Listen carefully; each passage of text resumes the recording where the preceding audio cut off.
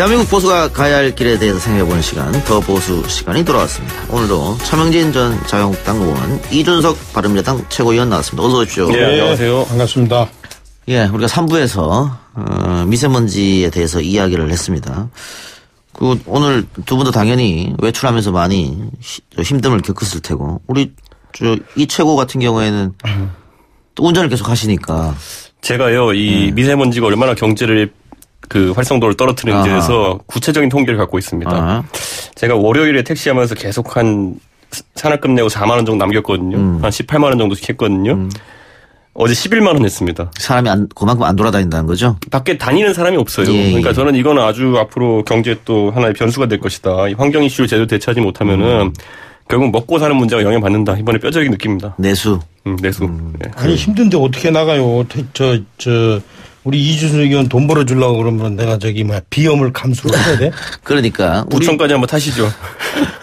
아이들도 학교나 유치원 안 보내잖아요. 너무 그렇죠. 심한 날 같은 경우에는. 그래서 이 문제를 어떻게 좀 머리를 맞대고 해야 될 것 같은데 뾰족한 수가 없다는 게 좀 가슴 아픈 것 같아요. 그런데 우리 생각해 봐야 될 게 원래 이런 비슷한 종류의 국경을 넘어다니는 환경 분쟁에 있어서 선례가 있어요. 옛날에 스웨덴이 영국이랑 독일에서 산성비를 너무 피해를 많이 입어가지고 이거를 자기들이 데이터를 많이 모아가지고 유엔에 제소해가지고 나중에 어느 정도 독일과 영국이 움직이지 않을 수 없는 압력을 만들어내요. 저는 지금 우리나라랑 또 대만 또 일본 서부 정도는 영향권이니까 지금부터 데이터를 잘 모아가지고 중국에 이런 것들을 제기할 수 있을 정도의 시도를 해야 되는데 안타깝게도 올해는 좀 다른 것 같긴 한데 작년까지만 하더라도 우리 환경부나 아니면 이런 산하기관에서 낸 보고서들 보면은 누구 눈치를 보는지 중국의 영향보다는 국내 요인이 많다. 그래서 지금 경유차 지금 잡겠다 그러고 난리잖아요. 근데 이거 경유차 잡겠다 하면은 서민 잡겠다는 거랑 마찬가지죠. 거기 제가 좀 덧붙일 얘기가 있는데요.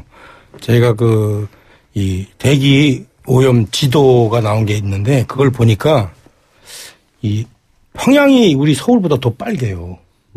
오염이 더 심해요. 그러니까 제가 볼 때는 문재인 대통령 위에 있는 분하고 친하잖아요. 그래서 차제에 김정은하고 문재인 대통령이 이 문제에 같이 손잡고 중국 시진핑한테 정식으로 문제 제기를 했으면 좋겠어요. 그렇죠? 그러면은 사실 좀 힘이 있지 않겠어요? 말빨이 좀 먹히지 않겠어요? 그렇죠? 그러니까 중국도 나름대로는 노력은 한다고 하는 것 같아요. 예전처럼 석탄 안 떼려고 그러고 그렇게 한다고 하는데 쉽진 않겠죠. 그게 하루아침에 없어지진 않겠죠. 저는 그리고 우리나라에서도 이 미세먼지 문제가 이제 장기화되면은 이제 사실 원래 봄에 황사랑 잠깐 있었던 문제인데 요즘은 장기화되잖아요. 그러니까 이게 앞으로 탈원전이나 여러 가지 환경 정책에 대한 선택들에 있어서도 국민들이 주요한 잣대로 삼지 않을까. 지금 정부에서는 경유차를 잡겠다를 이제 주요 타깃으로 잡아서 정말 미세먼지 저감 조치랑 다 하는데 많은 사람들은 그러면 석탄 화력 발전소 같은 경우는 어떻게 할 거냐 이제 제시했을 때 과연 이번 정부에 물론 원전 사고라는 건 치명적이긴 하지만은 반대로 석탄 화력 발전소는 그런 사고가 없이도 꾸준히 국민들의 호흡기에 안 좋은 영향을 미친다는 인식이 들면은 에너지 정책 전반도 제 생각에는 도마에 오를 수 있다는 생각이 듭니다. 그런데 제가 볼 땐 이 미세먼지 초미세먼지와 관련해서 사실은 우리가 냉정하게 봐야 될 게 국내적 요인이 크지 않아요. 그렇죠. 우리가 다 알잖아요. 특히 심할 때 보면은 7, 80%가 아까도 지금 이동용 프로에서 조금 아까 전문가하고 얘기했잖아요. 심할 때는 80%, 85%가 사실은 중국발이잖아요. 그러니까 이 측면에서는 저는 특별하게 어떤 국내적 요인에 대한 어떤 여러 가지 산업적 과학적 대책보다 중국과의 외교 대책 이것이 가장 우선적인 것 같아요.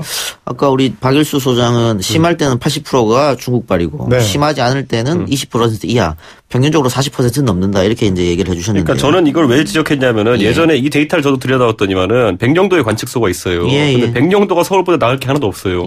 백령도에 누가 그렇게 고등을 많이 꼽고 백령도에 제가 알기로는 디젤차라고는 K9 전차 이런 거밖에 없거든요. K9 이제 자주포 같은 거밖에 없는데 도대체 이제 그런 데서 국내 요인을 찾는 것이 무슨 의미냐. 그래서 지금 그런데 잠깐만요. 요즘에 우리나라 언론에서 중국발보다 우리 쪽 책임이 더 크다는 그런 기사가 자꾸 쏟아져가지고 과연 뭐가 진실인가 헷갈려하는 국민의 아까 내가 이동용 앵커 진행하는 거 봤는데 참 자꾸 그런 식으로 얘기해가지고 논점을 흐리는 것 같아요. 논점을 자꾸 이거 뭐 언론마다 보도가 좀 다르고.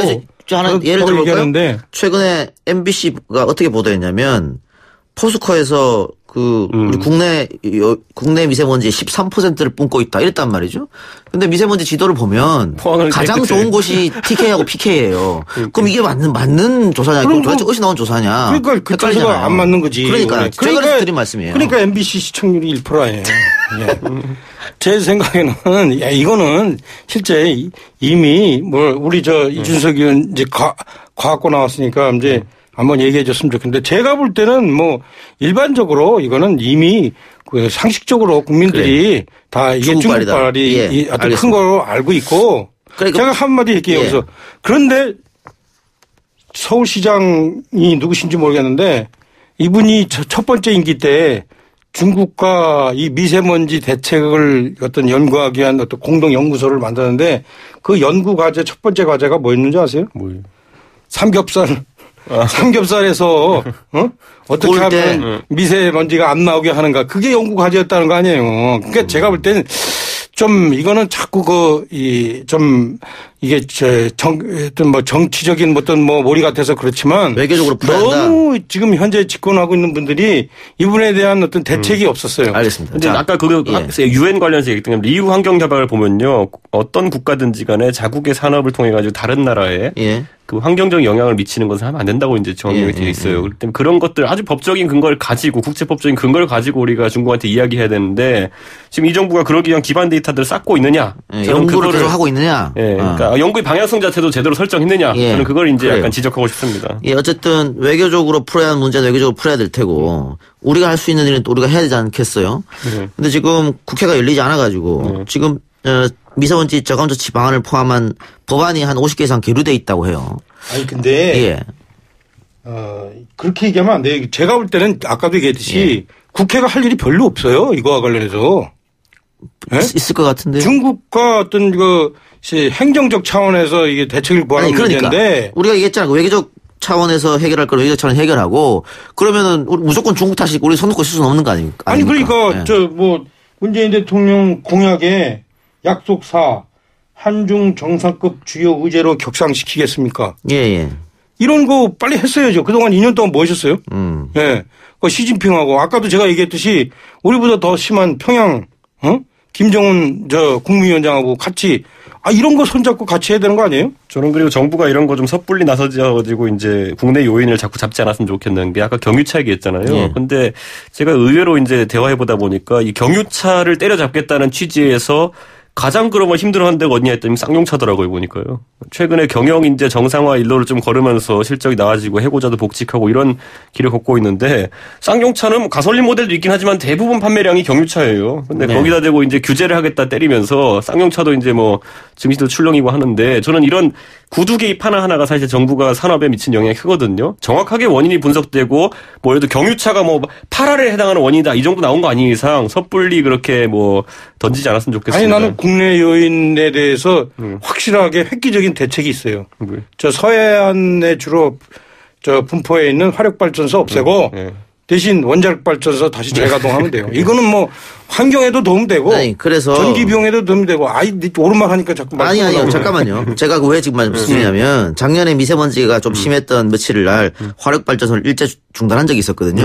그런데도 미세먼지가 안 사라졌단 말이에요. 그러니까 결국은 중국이에요. 그러니까 중국이에요. 봤을 때 우리는. 그러니까 이런 논쟁은 사실 굉장히 좀 건강한 거니까 자꾸 또 해보고 아까 이준석 의원처럼 국가 차원에서 연구 또 지원 해볼 필요가 있고 또 외교차원에서 외교차 풀고 우리가 할 건 우리가 해야 되고 하는 건데 어쨌든 지금 미세먼지가 계속 이렇게 심해지면 정부로서는 앞으로 보궐도 있고 하는데 불리한 거 아니겠습니까? 그렇죠. 정치적으로서는?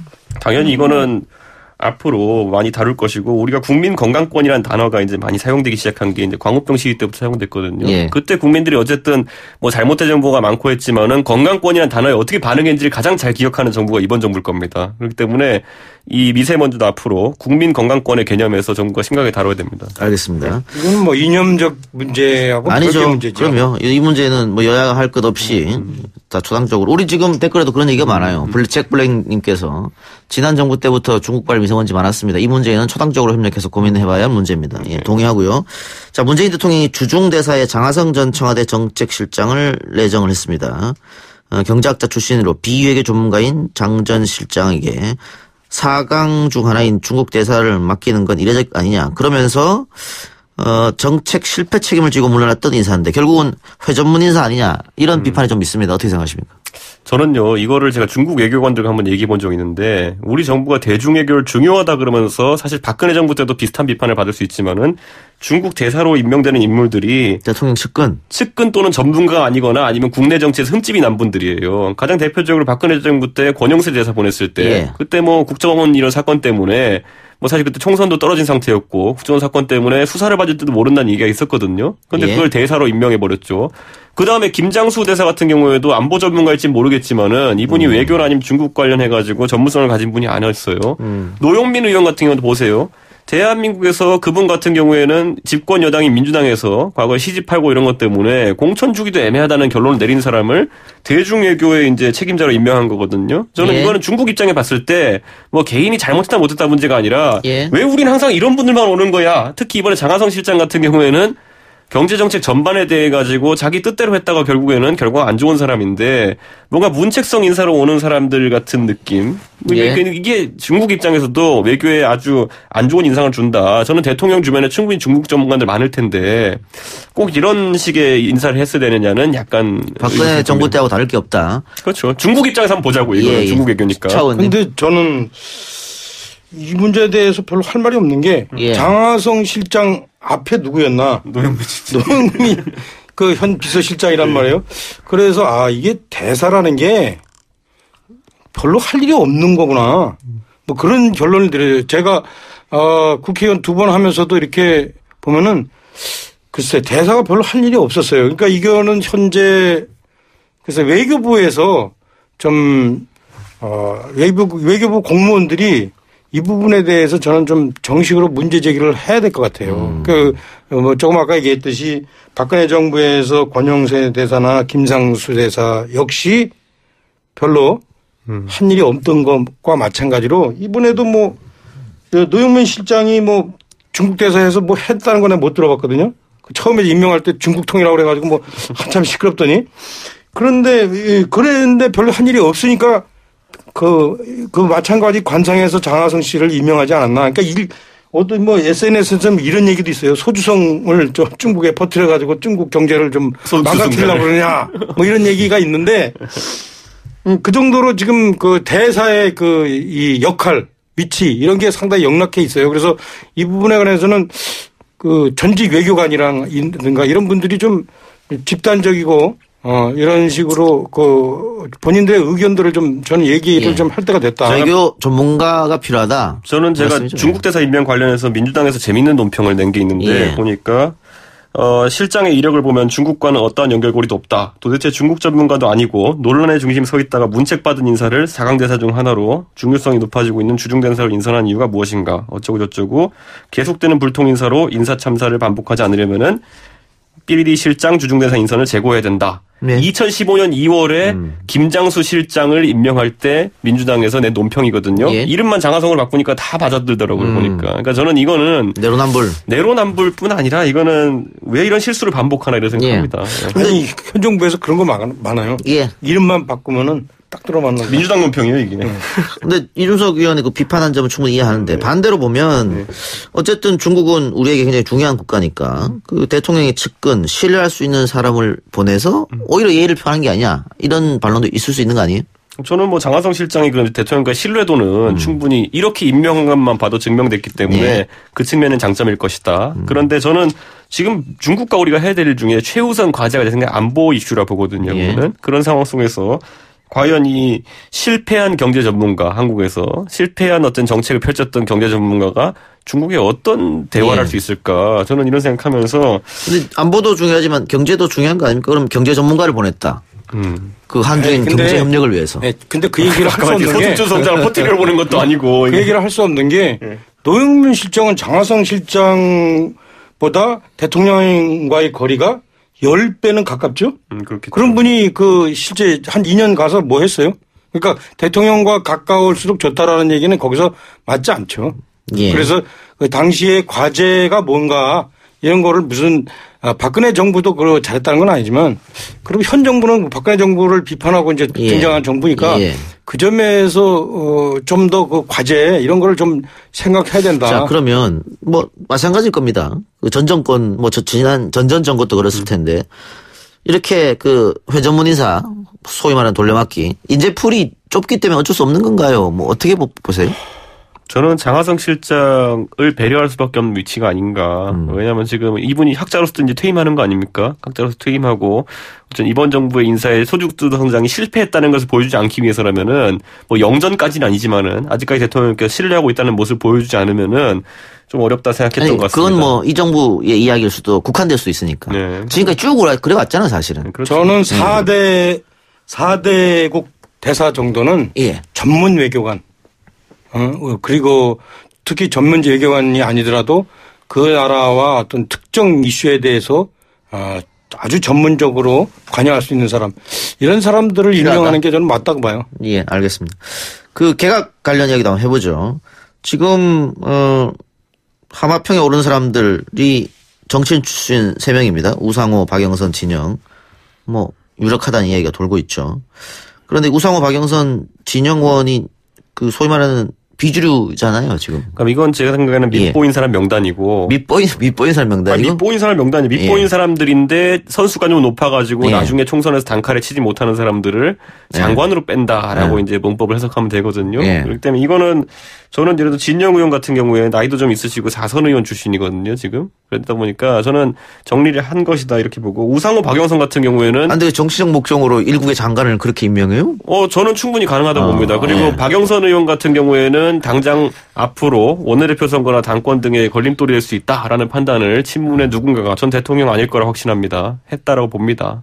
야, 근데 나는 가끔 이준석 씨 그 보면은 차명진은 깜짝 놀라서 이 의원 발언할 때 이렇게 해석할 수도 있구나. 나는 그런 생각이 들어요. 그래서 오히려 이분들이 다음에 안 될 것 같으니까 오히려 그냥 장관 자리에서 구제해 주는 거 아닌가. 저는 뭐 그 정도로 생각했는데, 야. 아니 저는요 이준석 씨는 참 대단해. 박영선 의원은 출마하면 될 거고요. 구로가 워낙 민주당은 좋은 지역구고 진영 의원은 지역구에서 평가가 좋아요. 좋은 분이에요. 그런데요. 그렇지 않아요. 그러니까 진영 내보내면 됐을 수도 있어요. 이분들은. 아니, 이제 이런 거예요. 그러니까 지금 볼 때. 제가 볼 땐 이분들이 계시는 분들이 그 지역에서 오래 했지만 사실은 다음번 총선 때 상당히 오히려 위험해질 수 있는 그런 요인도 있어요. 박영선 의원은 실제 뭐 본인한테 미안하지만 지역에서 너무 오래한 거 아니냐? 뭐 했지? 이런 얘기도 있고요. 우상호 의원은 사실은 그 상대방, 한국당의 이성호 전 의원하고 이성훈 전 의원하고 사실은 한 번씩 주고받고 주고받거든요. 거기가 상당히 격전지예요, 여기도. 진영 의원은 안 나온대잖아요, 다음에. 그래서 저는 그렇게 생각했어요. 좀 구제 차원인데. 근데 우리 이준석 의원, 대단해. 이렇게 해석도 하세요.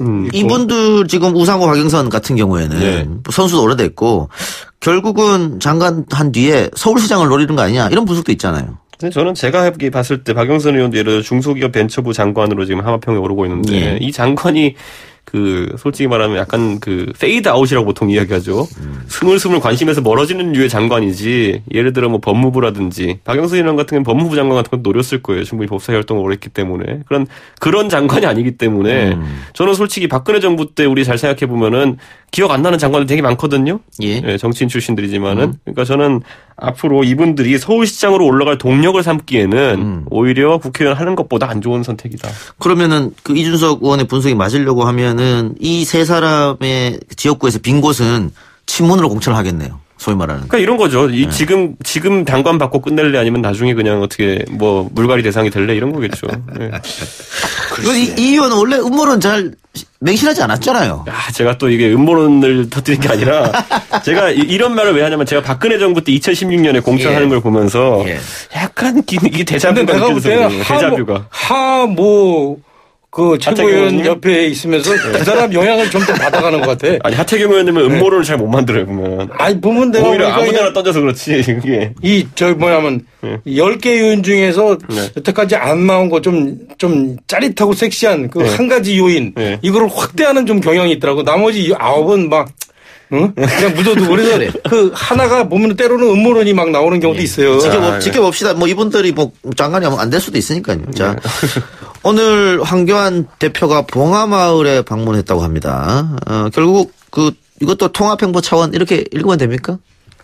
예, 그렇죠. 예, 그 일정하게 이제 지금 국민묘지에 있는 전직 대통령 모두를 참배를 했으니까 김대중 대통령을 포함해서 노무현 대통령 참배하는 거 저는 뭐 당연하고 꼭 그렇게 해야 된다.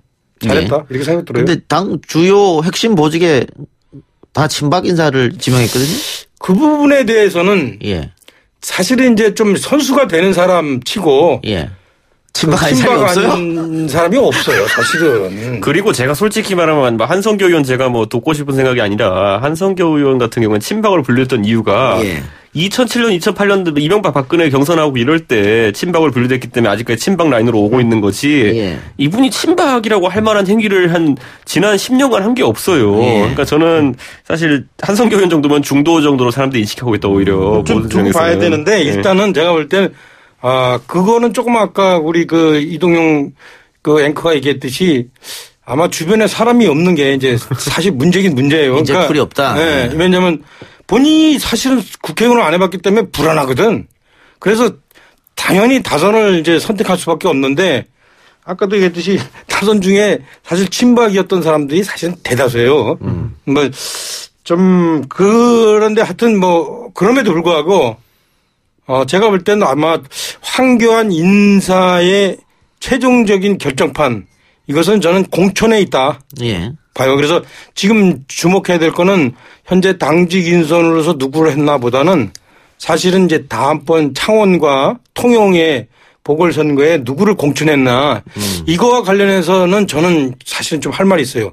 바른미래당이 뭐 청년을 그 공천을 했다고 그러잖아요. 예. 우리도 좀 제가 볼 때는 이런 어떤 그 젊은 피? 좀 파격적이고 젊은 피고 꼭 나이가 젊지 않아도 돼요. 뭐 예를 들어서 뭐 제가 좀 동의 안 하시겠지만 예를 들어서 창원에 전원책을 임명한다든가. 그분이 어떤 면에서 젊습니까? 아니 이제 나이가 젊습니까? 마음이 젊습니까? 그럴 줄 알았어요. 내가. 그 얘기 하셨는데 기존의 정치권에 좀 물들지 않는 그런 사람들을 저는 좀 이렇게 이번에 그 황교안 대표가 좀 파격적으로 좀 공천했으면 좋겠는데 이것도 자기가 불안하니까 아마 제가 볼 때는 이렇게 기존에 거기서 그래도 좀 상대적으로 좀 이게 조직력이 있는 사람 이런 게 임명한 것 같은데 그런 측면에서 저는 불만이에요. 그러니까 이미 당직 인선 이거와 관련해서는 제가 다놓고 말씀드리지만 사실은 있잖아요. 최고위원까지만 어떤 당직 인선의 의미가 있지 그 밑에 임명직은 쭉 해보면 별로. 사무총장 정도만. 별로 있잖아요. 어떤 메시지도 없고 영향력도 없어요. 사무총장은 돈을 관리하지 않습니까? 사무총장은 그런데 이제 좀 제가 볼 때는 지금 현재의 그 국회 시스템에서는 당대표 아니면 원내대표예요. 사실은. 알겠습니다. 뒤에도 지금 하고 싶은 얘기가 많은데 오늘 약속한 시간이 벌써 다 흘러가요. 예. 다음 주에 못다한 이야기 하도록 하고요. 오늘 앞에서 미세먼지 얘기를 조금 너무 많이 한 것 같아요. 뒤에 정치권 얘기를 했어야 되는데 좀 아쉽네요. 요즘 이슈는 미세먼지예요. 예, 알겠습니다. 자, 두 분 수고하셨고요. 다음 주에 뵙겠습니다. 고맙습니다. 예, 감사합니다.